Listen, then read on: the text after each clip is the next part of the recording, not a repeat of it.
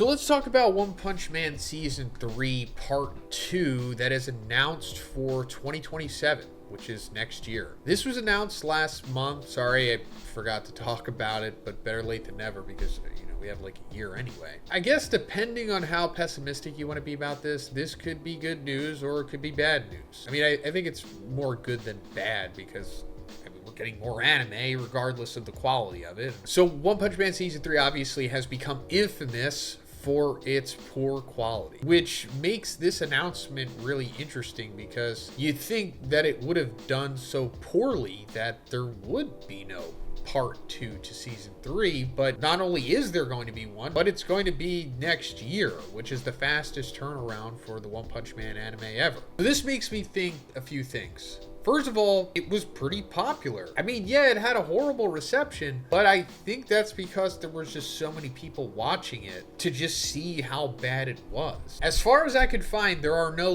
viewership ratings, like X amount of people watch this, like we see with other shows in the US. But I'm just guessing it was pretty popular because, watching to see how bad it was because of how much publicity it was getting, but also I guess hate watching it, which is definitely a thing. I'm sure some of you are hate watching my videos. I'm guessing this means it was somewhat popular, and Bandai is probably seeing that as a positive because why else would they make part 2 and it have such a quick turnaround?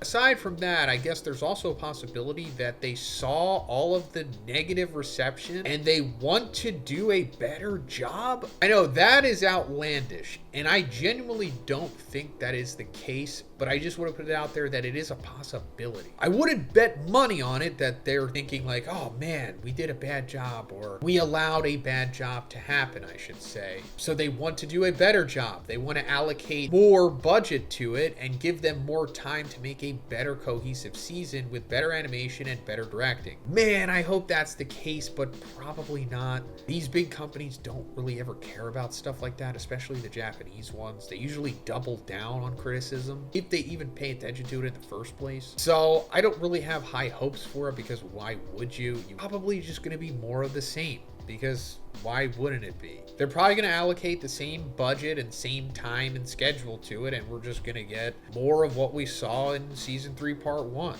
And that's really unfortunate because Season 3 Part 2 is like the most integral portion of the series. I mean, Season 3 Part 1 was kind of important. As we saw, there was a lot of exposition and dialogue in that season, but also a lot of fights, which I guess came more so in the latter half of the season. But Season 3 Part 2 has all of the most significant battles of the series, as well as the most significant fight in all of the series, which, spoiler, is Saitama versus Garo, which this season will cover, because this season will cover roughly, 50 something chapters, I'm guessing. And that's me even including them going off of whatever weird non-retconned continuity they were squeezing into part 1 of season 3. In order to fill the time for the episodes, they just went off of the original canon that the creator 1 decided to retcon and change in the manga, which is actually in the printed volumes now, which makes the anime have its own weird continuity. So even if they continue to go off of that, which I guess they have to at this point, season 3 part 2 will still be 55 close to 60 chapters, I guess, covered, which is very feasible for 12 episodes. It's even more feasible than season 3 part 1 because a lot of those chapters were really long. But it was around this point in time where One and Murata really caught their stride, I guess you could say, and had their good rhythm that they've maintained up until now, where they have the bi-weekly release schedule with all of the chapters being, between 15 and 30 pages maybe. Some chapters are longer than that, of course, but not a lot of them the way that it was with season 3 part 1. And also, given the horrible reception that season 3 part 1 received, the entire life of the series more or less depends on season 3 part 2 being good. I mean, it seems that way, right? Because if this is negatively panned the way that season 3 part 1 was, then no one is going to care about One Punch Man anymore. I mean, I'm sure the big creators like Penguin Zero are probably going to watch season 3 part 2 just to see if it redeems itself.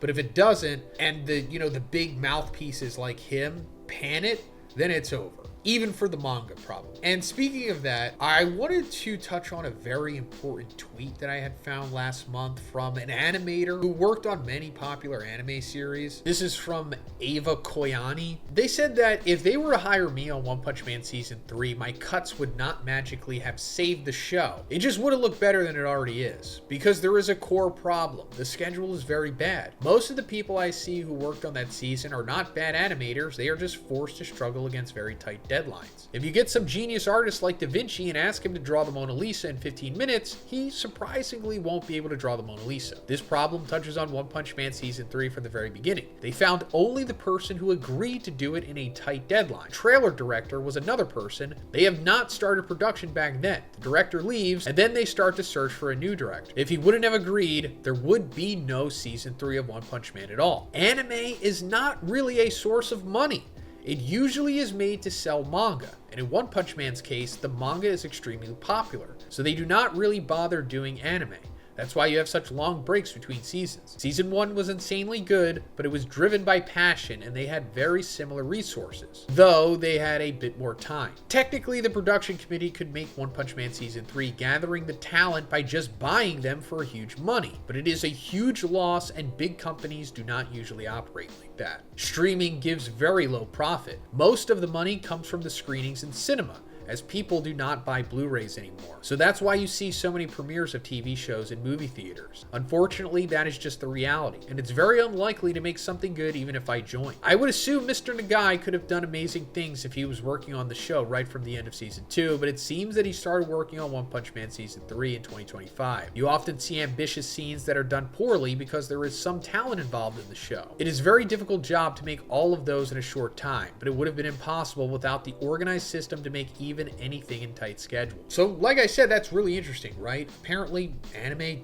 doesn't make any money, which is confusing to me, because why even make it at all? Why even try to make it good? Why try to make things like Jujutsu Kaisen, My Hero, and Demon Slayer as good as they are if it's not making you any money? You're just trying to sell the manga. And if that is the case, then that's just very narrow-minded thinking and just focusing on the Japanese market, which you shouldn't, because it's the international market that is going to make the bulk of your money. There's way more people outside of Japan than there is in Japan that are consuming anime. You get what I'm saying? And as for the movie stuff, that makes sense too. We see that happening more and more often, especially with Jujutsu Kaisen and Demon Slayer, and just recently with Chainsaw Man. So it makes me wonder, in theory, they could just cover everything in Season 3 Part 2 up until Saitama is about to fight Garo, and then just have Saitama versus Garo as a theatrical release, which, if it was done good, would be great.